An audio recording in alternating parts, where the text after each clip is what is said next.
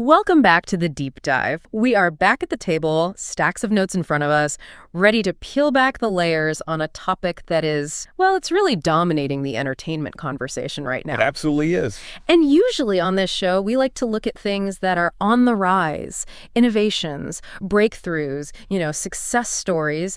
We like finding those hidden gems. We do. But today we are doing the exact opposite. We are heading straight into the belly of the beast of Hollywood awards season. We are. But hold on, before you tune out thinking we're going to discuss acceptance speeches and red carpets and golden statues, right? Yeah, we are looking at the other side of the coin. That's right. Yeah. We aren't rolling out the red carpet today. We're rolling out, well, let's just call it the slightly stained sticky carpet for the anti-Oscar. The Golden Raspberry Award. We're talking about the Razzie. Razzies, the awards show that no one wants to be invited to, but everyone secretly, or maybe not so secretly, loves to read the results of. Oh, completely. It's the ceremony dedicated to the absolute worst in film. And usually the Razzies are just a bit of fun, a bad comedy here, a flop action movie there, usually starring someone who just wanted a quick paycheck. All right, it's usually pretty harmless fun, just poking a little fun at the industry. Usually, yes. It's often a bit of a roast. But this year feels different. This year, the Razzies have locked onto a target that is massive. We aren't talking about some B-movie here. No, not at all. We are talking about a cultural institution. We're doing a deep dive today into a specific discussion from the YouTube channel Clownfish TV. Clownfish, right. Now, if you aren't familiar, Clownfish TV is hosted by Neon and Kiki Sparkles, and they are essentially pop culture commentators. They focus heavily on the industry side of things, the business, the fan reception, the cultural impact. They really, really track the pulse of the fandom. And they released a video with the title that it does not mince. The video is titled, Rachel Zegler's Failure is Complete. Snow White tops Razzie Award nom. It's intense. It is. The capitalization, the punctuation, it's just screaming for attention. And we are using their conversation as our primary source today. And I want to frame this carefully for you, the listener. We aren't just sitting here to, bash a movie. No, absolutely not. We are treating this Clownfish TV transcript as a case study. Exactly. Think of this as a forensic analysis of audience sentiment. This discussion, it serves as a primary source for understanding how public opinion shifts, how the financial realities of blockbusters are changing, and honestly, it's a look at the current existential crisis of franchise filmmaking. That's a good way to put it. Neon and Kiki aren't just ranting. They're articulating a very specific frustration that seems to be shared by a large segment of the audience. They're effectively the voice of the disillusioned consumer in this whole scenario. So our mission for this deep dive is to explore why. Why has the specific film Disney's live-action Snow White become such a lightning rod for criticism? Why is it attracting this record-breaking level of hate? Right. And we're going to unpack the financial implications they discuss, the PR disaster, as they call it. And they even get into some really surprising, deep philosophical questions about, modern villains, the fatigue of remake. And even a little bit about artificial intelligence in cinema, which I did not see coming. It gets surprisingly deep for a discussion about bad movies. And just a quick tone check before we dive in. Our job here is to be objective analysts. We are unpacking the opinions and arguments that are presented in the source text. Right. Neon and Kiki have very strong, very specific views. We're going to examine those views, look at the evidence they present, and try to understand the logic behind their grievances regarding the film's quality, its marketing, and its legacy. We aren't here to endorse the hate or to take sides, but just to understand the mechanics of the backlash. Precisely. Okay. Let's get right into it. Section 1, the Razzie Suite. The source material starts off by dropping an absolute bombshell of a fact. Snow White didn't just get a nomination. It got a record number of nominations. It wasn't just a participant, it was the main event. It really is a suite in the worst possible way. The source lists them off, and it's comprehensive. We're talking worst picture, that's the big one. That's the one nobody wants. But it just goes down the line. Worst director. Yeah. Worst screenplay. Worst remake, ripoff, sequel. Which, by the way, feels like a category specifically engineered for the current era of Hollywood, right? Yeah, where original ideas are just so scarce. It really does. It feels like they created that category just to house all these reboots. And they also got hit with worst supporting actor. And this one always stings the most. Worst screen combo. Oh, yeah. Worst screen combo is personal.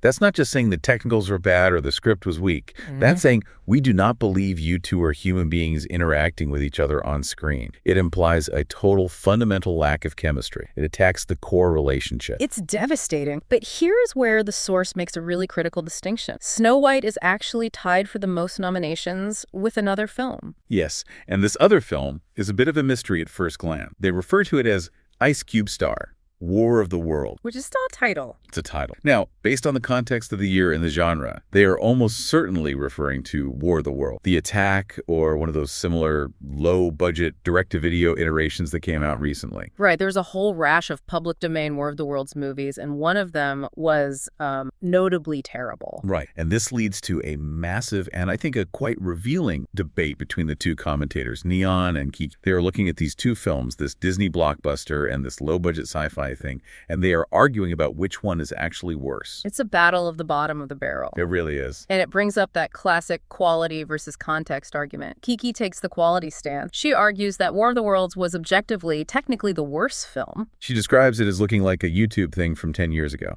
Exactly. Her point is that it didn't even feel like a movie. It was amateurish. It was barely a film in the traditional sense. So in her eyes, that makes it the worst because it failed at the most basic mechanics. But Neon takes a completely different angle, and I think this is the crucial distinction for you, the listener, to grasp. This is what I'm calling the low bar theory. The low bar theory, I like it. His argument is that when you sit down to watch a low-budget, direct-to-video sci-fi movie, the bar is already on the floor. You expect it to be bad. You're going in with zero expectations. Zero. If it looks like a YouTube video, well, maybe it costs a YouTube video, you aren't disappointed because you never had any hope to begin with. That's such a good point. It's all about the contract between the filmmaker and the audience. With that War of the Worlds movie, the contract is, give us $5 and we will give you some cheap-looking aliens. Right.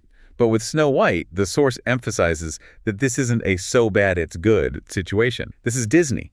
This is the company's big baby, as they call it in the video. This is the legacy, the one that started the entire empire. And they make a huge point about the money fact. Neon argues that Snow White is the greater failure, precisely because of the resources involved. He stresses that Disney spent a massive amount of money on. We're talking hundreds of millions of dollars. And when you have that kind of war chest, there is simply no excuse for bad lighting, bad CGI, or bad act. No. It amplifies the failure tenfold. The source argues that Snow White is judged so much more harshly because it represents a colossal weight. It resulted in a PR disaster despite having every single advantage in the best cameras, best software, famous actors, a practically infinite budget. It's the difference between a student failing a test they didn't study for and a student failing a test after hiring the world's most expensive tutor. The failure stings more because it feels avoidable. It feels like negligence. It's the squandered potential. It's almost offensive to the audience to spend that much money and deliver something that is nominated. Yeah, it is. Now, just to contextualize how crowded this field is, the source mentions some other contenders. It's not just these two battling it out. It was apparently a banner year for bad cinema. Right. A packed year for flocks, apparently. Yeah.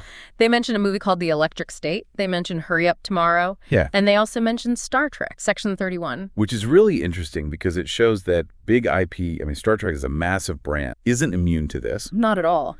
The source mentions people commenting, yeah, this is dog shit. I forgot that existed, actually, regarding the Star Trek project. Yeah. It highlights how quickly these expensive projects can just evaporate from the cultural consciousness if they miss the mark. Yeah. They don't linger. They just vanish into the void of bad content. And look at the actors involved in these Razzie nominations. We are not talking about unknowns. The source lists them off. Dave Bautista, Jared Leto, specifically for Tron. Another big Disney property. Right. Natalie Portman, Rebel Wilson, Nicolas Cage, Sylvester Stallone. Those are legend. Nick Cage, Stallone, Portman, these are Oscar winners. These are people who have defined cinema for decades. It really proves that talent alone cannot save a bad project. You can have the best face on the poster, but if the script is bad or the direction is completely lost, it just doesn't matter. It does, but even among all those big names, the source suggests Snow White stands out as the primary disaster because of the legacy that's attached to it. That makes sense. You expect a random Nick Cage movie to be, weird or experimental. Of course. That's the brand. You do not expect Snow White to catastrophe, which I think brings us to a major theme of the discussion, and I think this is the most sociological part of their analysis. Right. The shift in public. This is section 2 of our dive, and the source makes a really, really keen observation about how people are talking about and how that conversation has evolved over time. This is a fascinating point. Neon recalls that a year or two ago, the narrative landscape, if you criticized Snow White back, whether you didn't like the dress, the casting, the direction, whatever, there was an immediate defensive reflex in the media. A huge one. The source explicitly says that criticizing the movie used to get you labeled you're an alt-right bigot, a Nazi, or a homophobe. It was a shield. The movie's defenders used political labeling to deflect any and all criticism of the actual quality. It was a binary choice. You either like this movie or you are a bad. And it was a very effective tool for a while. It completely shut down conversation. Oh, you don't like the CGI. You must hate progress. It was that kind of thing. Exactly. But the source observes that this shield has now completely crumbled. They argue that we have reached a point of what they call mainstream acceptance of failure. It's no longer just the haters or the counterculture channels on YouTube. And they cite a specific article from the Daily Beast to prove this. Now, for you listening, the Daily Beast isn't exactly known for being a right-wing outlet. It's generally considered mainstream, often left-leaning. It represents the establishment media to a certain degree. For sure. And that's why the source finds it so significant. They read through the Daily Beast article, noting that it lists the nominations, it mentions the Gal Gadot-Rachel Zegler pairing, and it does it without using the alt-right chud defense, as they put it. So the article just admits the movie is controversial and poorly received. It strips away all of that political armor and looks at the film naked for what it is. And the source sees this as vindication. They're essentially saying, see, we told you it wasn't just politics. This leads to what they call the good faith argument. The argument is that you can no longer dismiss criticism as purely political when the financial reality is this stark. The source emphasizes that Snow White is a confirmed money loser. Neon makes the point, and it's a simple one. Most people didn't like it. Most people didn't go. He argues that you can't blame a box office bomb of this magnitude on some political fringe group. No way. If it were just the haters staying home, the movie might have underperformed a bit. But for it to bomb this badly, that requires the general audience to stay home too. It requires grandmas, families, and casual moviegoers to collectively say, no thanks. It brings reality back into the equation. Twitter arguments are one thing. But box office receipts are hard data. They are. And speaking of the box office, there is a very specific and I think pretty humorous anecdote they share to illustrate this lack of interest. Oh, the Tron Legacy comparison. I love this detail. It really paints a perfect picture of the theater experience. It does. The hosts, Neon and Kiki, compared their experience seeing Snow White versus seeing Tron Legacy years and years ago. They mentioned that when they went to see Snow White, there were several other people in the theater. Which, let's be honest, is still not great for a Disney blockbuster on its opening run. Not at all. But then they contrast it with Tron Legacy, where it was literally just the two of them. Just you and me, as Kiki puts it in the video. It's a very self-deprecating moment. They are admitting they go to see movies that no one else cares about, but it really underscores their perspective. They're saying, look, we know what an empty theater feels like. We know what a flop looks like. And while Snow White wasn't totally empty, the enthusiasm gap was palpable compared to what Disney expects for a princess movie. It felt like a funeral, not a premiere. So, okay, we've established the movie is a critical and financial flop, at least according to the source. But what does this mean for the bigger picture? Which brings us to Section 3, the state of live-action. And this is where the source really zooms out to look at the corporate strategy behind all. They suggest there was a stop signal flashing for Disney. There was a moment recently where it seemed like the studio might actually stop doing these live-action remakes. Because of remake fatigue, right. The audience just seemed tired. The numbers were dropping.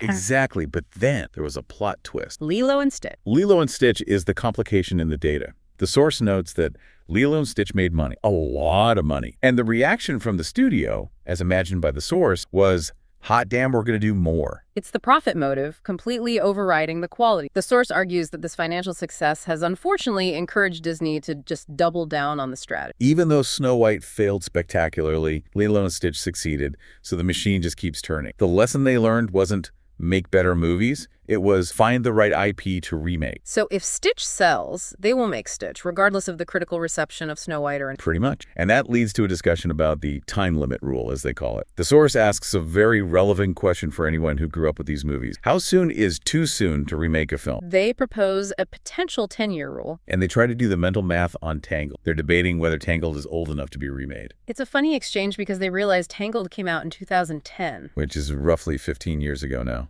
To the hosts, that feels like it just happened, and I think we can all relate to that feeling. But in studio years, that's apparently more than enough time for a full reboot. It really connects to the acceleration of nostalgia. It feels like we used to wait 30 or 40 years for a remake. Now a generation is shrinking. We are consuming our own childhoods faster and faster. And then there's the casting aspect of it. They bring up How to Train Your Dragon. This really seems to irk the source. They mention that Cate Blanchett is coming back to play the same role Hiccup's mom in live action voiced in the original end. And this leads to a really interesting and I think a slightly cynical question from, if you're using the same actors and the visual effects are so heavy and the voices are the same, why not just put a filter on it. It challenges the very definition of live action. If the voice is the same and the entire environment is CGI, isn't it just a very high-fidelity cartoon at that point? It is, and this segues perfectly into Section 4, the AI speculation. And this is some of the most forward-thinking commentary in the entire source material. They propose something they call a dual-release theory. It's a satirical thought experiment, but honestly, it feels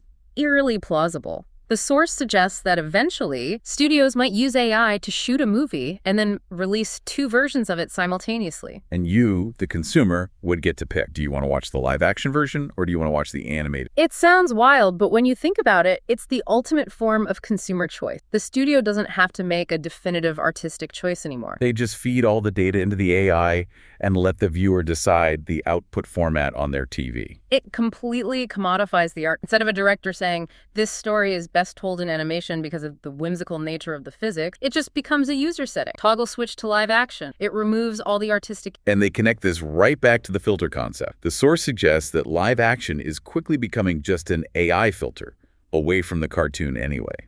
It devalues the human element. If an actor's performance can be seamlessly translated between photorealism and stylization by an algorithm, are we even watching a performance anymore? Or are we just watching data capture? It's a haunting thought for the future of acting. It is. That is a heavy question. But speaking of heavy, let's talk about the bad guy. Section 5, the villain problem in modern storytelling. This is a really passionate point for the source. They critique the shift in Disney villains from being genuinely threatening characters to being, well, misunderstood figures who, as the source puts it, just need a hug. They use some pretty dark humor to make this point, the no-no place satire. Yeah, using very, very cynical humor. The source mocks the trend of giving every single villain a trauma backstory. They joke that modern backstories always imply some horrific trauma that man touched her in a no-no place to justify why the character is evil. Their point is that we are not allowed to just have characters anymore. There always has to be a justification that makes them a victim in their own story. We have to understand their pain before we can judge their act. And it erodes the narrative tension. If the villain is just a victim of circumstance,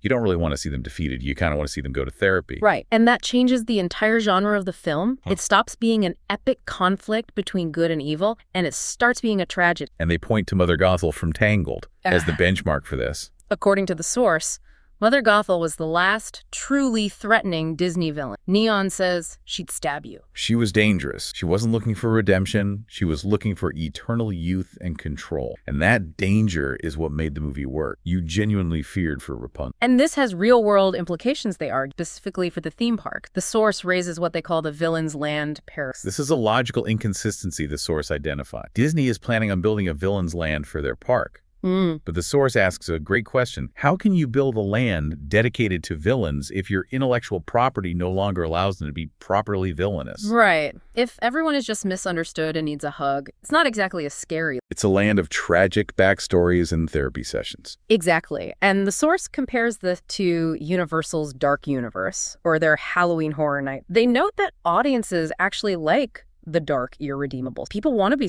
they want monsters to be monsters. But Disney, according to the source, insists on making them topsy-turvy and funny, or just outright redeeming them. It's a conflict between what the audience wants, which is scary villains, and what the modern storytelling strategy provides, which is redeemed victim. It creates a massive brand confusion. You can't have your cake and eat it too. You can't sanitize the characters for the movie and then try to sell their edge in the theme park. It doesn't work. Yeah, you can't. So let's shift gears to the face of this entire controversy. Section 6, Rachel Zegler and the marketing disaster. The source views Snow White not just as a film failure, but as a case study in how not to market a movie. It's like a textbook example. They list the specific controversies that plagued the film, and most of them are centered around the lead actress, Rachel Zegler. It's a laundry list of PR misstep, according. First, there was the comment calling the original 1937 movie dated, which, for a fan base that absolutely loves the original, is an immediate red flag. It feels disrespectful to the source material. You're alienating the purist before the trailer even drops. Right. Then there was the claim that Prince Charming literally stalked Snow. So you're taking a romantic archetype and reframing it through a modern criminal lens. Again, you're telling the audience that the thing they loved was actually bad. It's deconstructive marketing, which is rarely effective for nostalgia products. Not at all. And then it got political. The source mentioned Zegler wishing no peace to Trump voters. And then there were comments regarding the Israel-Hamas. It just alienated huge swaths of the potential audience. The source's argument is that when you combine attacking the source material with polarizing political statements, you are essentially telling half your audience not to show up. You're drawing a line in the sand. and they didn't show up. But it wasn't just the actress. The source also has a very visceral reaction, visual design of the film, specifically the dwarfs. Oh, they did not hold back. They described the dwarfs as freaky as hell and off-putting. Worse than the PR gaffes? Arguably, yes. Uh-huh. Because even if you ignore all the politics, if the movie just looks freaky, you weren't taking your kids to see it. The source implies the uncanny valley effect was extremely strong here. It's that feeling of repulsion when something looks human, but not quite human. And the source also touches on the concept of the memory hole. This is the idea that Disney actively tried to bury the film. They delayed it. They stopped talking about it. They were just hoping people would forget the controversy. They wanted it to just fade away in obscurity. But the Razzie nominations have, as the source puts it, dug it up again. Just when they thought it was safe, the Razzies dragged it right back into the spotlight. It's the Streisand effect in action. Trying to hide it only makes the resurgence of attention that much more damaging. It absolutely does. Now, for our final section, we're going to take a detour into something a bit weirder. Section 7, the public domain and zombie. This is where the source looks at what happens when these beloved characters slip out of Disney's grasp and fall into the public domain. And they mention the trend of horror adaptations.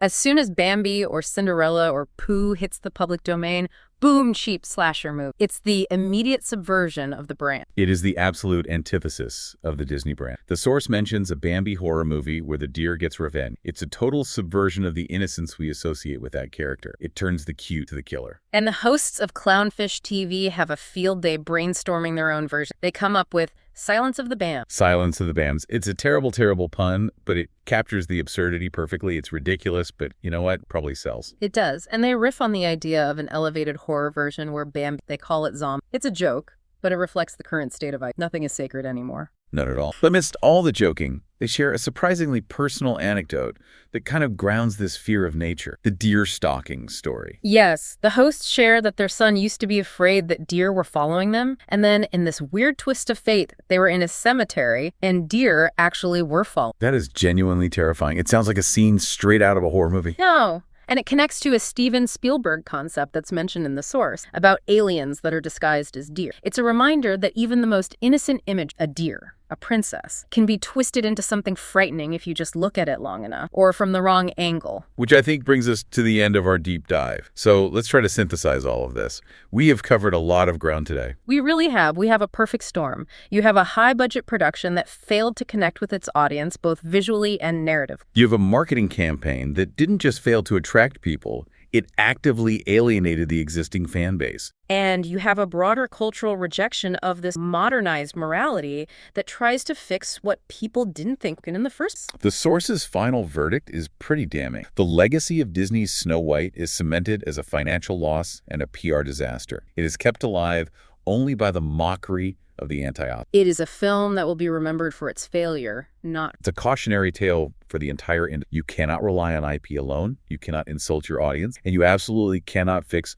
a bad movie with a big budget. So we want to leave you with a provocative thought, inspired by that AI discussion we had earlier. If the source's prediction comes true, and movies become these interchangeable AI filters where you toggle between live action and animation, what happens to the definition of a performance? And to add to that, in the vein of the Villain's Land discussion, can a story truly exist without a character who is irredeemably bad? If we redeem everyone, do we lose the very conflict that makes stories matter in the first place? Do we lose the darkness that makes the light shine so much brighter? Something to think about next time you're scrolling through a streaming service. Thanks for listening to The Deep Dive. See you next time.